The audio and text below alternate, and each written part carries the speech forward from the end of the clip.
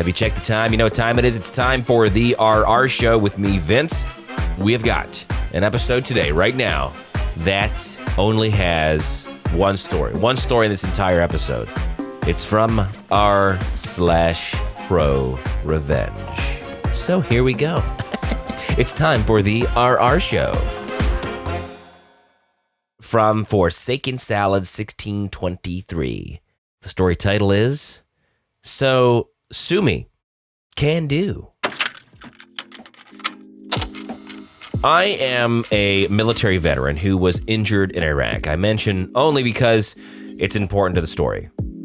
I worked for this company. I say company, but in reality, it was a guy who owned a few businesses, and he was the richest person in a very small town. It's important to say how I made it to this situation. I will try to make it quick so I can get to the steak and taters, as it were. I joined the military before I even completed high school. Late birthdays and all that. I chose a military career path that I figured I would enjoy, and since I was loving working on things, I became a mechanic. It offered a great sign-on bonus, so that was a bonus. I went through basic, only ever spending money on necessities, so I'd saved up quite a lot. Saved even more throughout advanced training for my MOS, military job. That by the time I was done with both, I had half my sign-on bonus and just short of an entire year's pay in my bank account. I invested in the stock market, Bitcoin, and paid off my parents' house. A couple of deployments, the other half of my bonus, and the only thing I really ever spent money on outside of necessities was my hot rod. Needless to say, I had some money saved up and invested it also. Long story short, when I was discharged, I was pretty comfortable, even after a nasty divorce.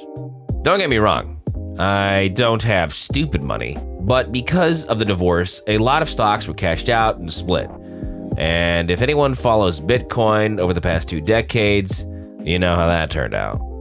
After my divorce, I worked to recover what I lost, and then just to keep busy. Like I said, I love working as a mechanic and would bounce around wherever I felt like, since a good mechanic can make money anywhere. After a decade of this, I decided to set roots in a small town since it would be nice and quiet. By this point, I was tired of always working on other people's cars, and I wanted to devote time to working on my car. I bought a small house and saw a help wanted sign at the local lube shop. Figured it would be simple work for me and something to cover my few expenses. I grabbed an application from the office, getting all kinds of looks from the townies. By the way, I am 6'3". Since I was discharged from the military, I stopped cutting my hair and shaving. And I have one full sleeve. Needless to say, most people cross the street instead of walk past. When I went to turn in my application, we'll call her Sue, the bookkeeper, asked me a couple of questions. Noticed I was a veteran and put a Y on my application. Later that day, Sue calls me and asks if I would come in to meet the owner. Let's call him Peter. I agree, and Sue says Peter will be there in an hour, so if I come in then, we can talk about the position. I show up and Peter's eyes bulge at first sight, but we get to chatting and my southern charm wins him over. He tossed me a calendar that he had made of his car collection and asked me to name the ones I recognized. There were a couple of Mustangs, a Ford GT, a Bricklin SV1, a Judge, a Demon, a Pantera, and an MXT. He was impressed that I knew what the SV1 was, and we chatted about cars for a bit. He offered me the position and explained that I would be paid $100 a day and that I would work Monday through Saturday, 8 to 6, no overtime, but I would get a full day's pay even if we closed the shop early for some reason, and eat when I could. I would be off every Sunday and 1 extra day during the week. Awesome start, and maybe a year with no issues. Peter asked if I could help him out by being a relief worker for his other lube shops in the neighboring towns. He says he'll give me $20 every day for travel, and basically I would be covering so guys could take days off at the other stores. I agreed and did this for about a year. Then disaster strikes. Peter meets Karen and falls madly in love. In the span of a month, they're married, and he starts supporting her gambling problem. This is when all the problems start. One week, I noticed my paycheck was only $250 and ask about it. Sue tells me apparently there have been some changes and I should speak to Peter about it. Sure, no problem. I call up Peter and ask if we can talk about some things. He shows up with Karen in tow, and when I asked about why my pay was short, he tells me it was because of the bad weather and us closing early and how that affected the business. I would have to let it go at that because Peter was a nice guy, but Karen decided to speak. It isn't very fair for us to have to pay you for a full day if you don't work the full 10 hours. I said that would be true if I wasn't on a negotiated day rate, and if I get paid for each day I work, not hourly. That's why I don't get paid 19 hours overtime each week. She claims that's not how it works anymore, that from now on I would be paid for the hours I worked and nothing else. Okay, whatever you say, Karen. Fast forward to the next week. We had a week's worth of very busy days where we were open a couple hours later than normal to finish up with waiting customers. And I gave up one of my days off to cover for a sick coworker.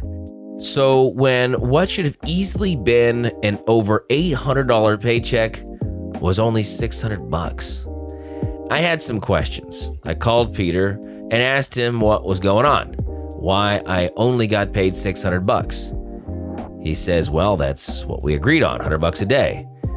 I look at him blankly and ask if he forgot about last week, and he asked, what about it? I reminded him, and he just says, it is what it is.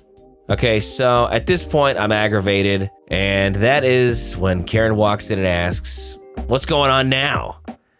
I look at her coldly and say, well, I worked 80 hours last week, and y'all only paid me $600. She looks at me and says, you're contracted labor, and you agreed to $100 per day. So why we pay you more than that? I look at Peter and ask, is that how it is? He just says, you heard the lady. I went home and convinced myself that I was only working to cover my few living expenses anyway, and that the job isn't that hard. The only other things in this small town would have been assembling sheds or slinging chickens at a chicken plant. The next week, one of the guys I work with is getting yelled at in front of customers by Karen about what she claims is an OSHA violation.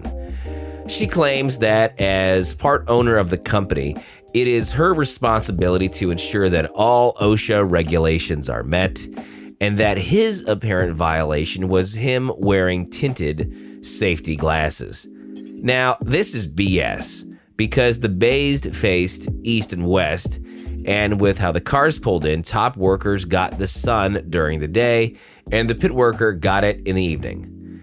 I shake my head as I'm walking in, and like a T-Rex in a dinosaur movie, it attracted Karen's attention, and she decides to shout at me. You got something you want to say to me? And I just kept walking. I told Sue she needed to have a long talk with Peter before Karen's mouth wrote checks he would have to cash. And she says, I just keep the books, don't involve me. So this behavior goes on for another year, and finally I'm at my limit. On the day I started my malicious compliance, I was in a very bad mood. I had woken up to the news that a good friend of mine that was responsible for saving me from being blown up in Iraq was taken out by a drunk driver. Not wanting to deal with anyone, I tell the shop I'll be working pit all day and just to let me be. These guys have been working with me a few years and know something's up. I never once thought that this would be a day that I would need to deal with Karen, since I was working at the furthest shop from the main shop, and it was in the opposite direction of the casinos. But I wasn't so lucky. Or maybe I was. Peter and Karen show up, and she storms into the pit and screams, "Peter, come look at this mess." I have no idea what she was talking about, because I always kept the pit spotless and would clean as I worked, where a lot of others would clean at the end of the day. Her complaint was that about 50 of the most common oil filters we would use in a day were stacked on my waste drums for easy access to me, so that I wouldn't have to wait for the top guys to hand me filters. I did this all the time, and Peter knew about it, never cared before. He comes down, looks around, and tells me like he's talking to a teenager, "Clean up this pigsty." I shake my head and say, "Today's not the day, Peter. Move on and take her with you." This apparently infuriated Karen, who of course thought it was the utmost disrespect to her and Peter, and tells me if I don't like it, I'm free to leave. So I left. Now, don't freak out. The story isn't over yet. That is just the first flap of butterfly wings that started this massive storm.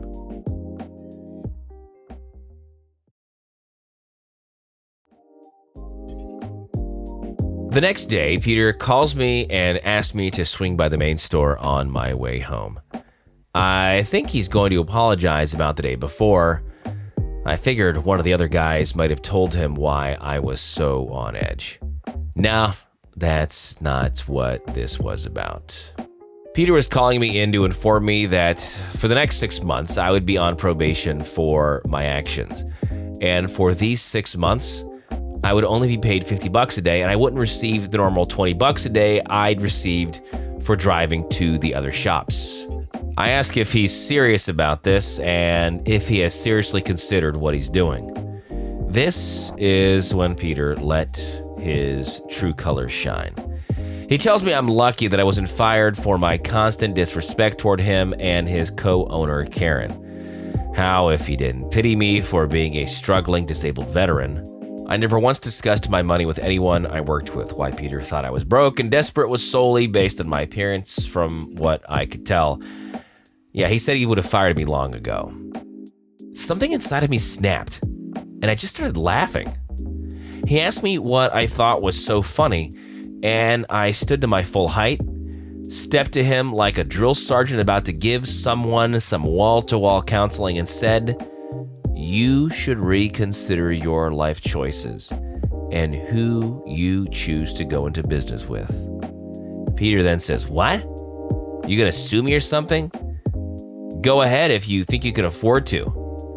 What do you get from the VA, like $100 a month? I know how bad you need this job." That wasn't my plan, but it kicked in my malicious compliance, and since I will always be a soldier to go to war. That day, I called a labor lawyer, paid the $3,000 retainer, and started my lawsuit for an unsafe work environment, unpaid overtime, and minimum wage violations, all while continuing to work for him. It was glorious, but still not enough. It took about the 6 months of my probation for the lawyer to get all the paperwork together and filed.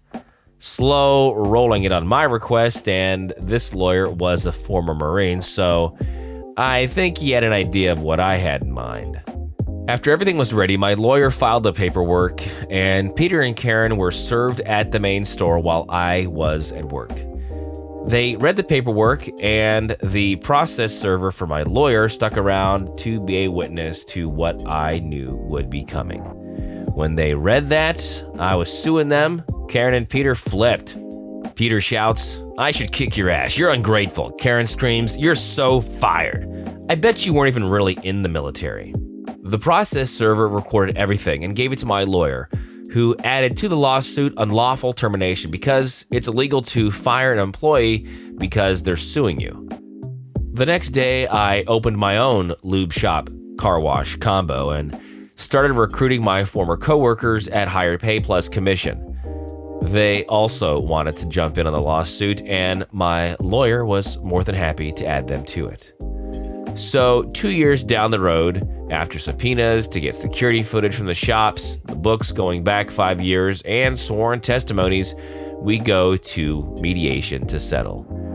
They offer a measly $50,000 to split between the 15 of us on the lawsuit when that didn't even cover unpaid overtime. We declined. Then our Apache came in to save the day, sent by the IRS, delivered to my lawyer because of a request for the company's tax documents. Peter held each lube shop as its own individual LLC, each with its own tax ID and employment record. Peter and Karen thought it would be a smart move to file for a tax credit for employing a veteran at each of the 6 shops. In their filing, they claim that they employ a veteran, me, as a full-time employee working a minimum 36 hours a week at a rate of $12 an hour. The government gives a tax break to companies that employ veterans. At the next mediation, my lawyer presented the reports to their lawyer and the mediator, and after a quick 20-minute discussion, Peter and Karen came back and agreed to settle at our request of $400,000 in unpaid overtime to be split between 15 of us, all legal fees, and a personal settlement for the unlawful termination suit of $20,000 for each shop I was listed as an employee at, as well as unpaid wages for 6 months. I was only paid $5 an hour. Their only demand was that we all agree to a gag order so that nothing would leave the mediator's table. Of course, we signed and we took our paychecks, but somehow their tax paperwork made its way to just the right person at the IRS, and they decided to audit Peter and Karen, and an investigation was opened on them for tax fraud. I sold the shop I opened to the guys that came over and jumped into the lawsuit. They each paid me $8,000 and I washed my hands of it. I put my house up for sale and moved away. I did go back about 8 months later because the guy who was supposed to take care of the lawn I had apparently been arrested, and the yard went a few months without being cut before they informed me that they're going to fine me $100 a day before I was brought to code. So I went down to mow it myself. While I was there, I decided to check in with my realtor to see if there's anything we could do about the yard maintenance. And who do I see? But little old Sue, the bookkeeper, sitting pretty at the front desk. Sue couldn't speak fast enough to tell me what all happened, and it was perfect. What I thought was an Apache turned out to be an atom bomb. Peter filed for bankruptcy to try and not to go broke after making a plea deal for probation for tax fraud and paying a ton in unpaid taxes. Karen took off with some dude she met at a casino. I asked Sue 2 questions: if she knew who reported the fraudulent tax paperwork to the IRS and what happened with Peter's car collection.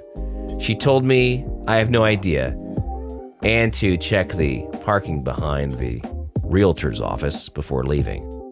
On my way out, I took a peek behind the realtor's office to see a safety green SV1 sitting there. Apparently, Peter started selling off his cars early and cheap, hoping that he'd be able to buy them back after filing for bankruptcy.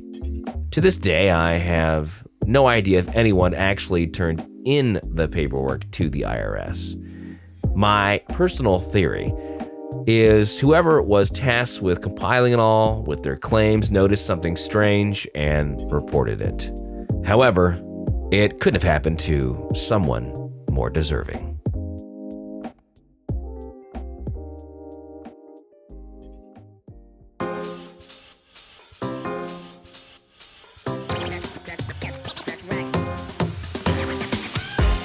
So thanks for being with us. The RR Show is a production of Evergreen Podcasts and Wessler Media. Now, if you'd be so kind, please follow or subscribe to our show wherever you get your podcasts. And if you're feeling extra nice, you might as well leave a 5-star review. But for more, visit the website, rrshow.com. That is rrshow.com.